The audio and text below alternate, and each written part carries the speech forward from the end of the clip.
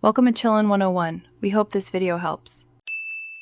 Start by identifying your engine. The 2.4L naturally aspirated Sonata uses 5W20 synthetic oil and holds about 4.2 quarts, while the 2.0T turbo requires about 5.3 quarts of 5W20. Park on level ground, engage the parking brake, and raise the front of the car about 6 inches using certified ramps or jack stands. Assemble tools: a 14mm socket for the drain plug, an oil filter wrench, warm the engine for 5 minutes to thin the oil, then shut it off and wait a few minutes for safety. Place the catch pan under the drain plug, use a 14mm socket to loosen the plug, and allow the oil to drain fully. Inspect and replace the crush washer before reinstalling the plug.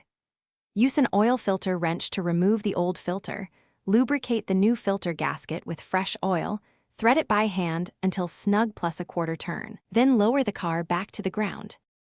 Refill through the oil fill cap with the correct volume, pour about 4.2 quarts for the 2.4L or 5.3 quarts for the 2.0T, then wait 2 minutes and check the dipstick to reach the full mark.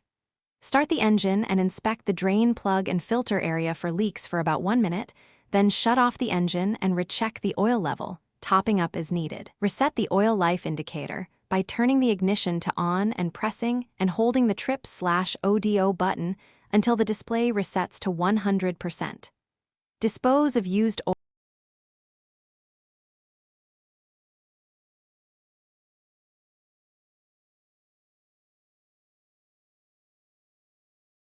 Thanks for watching.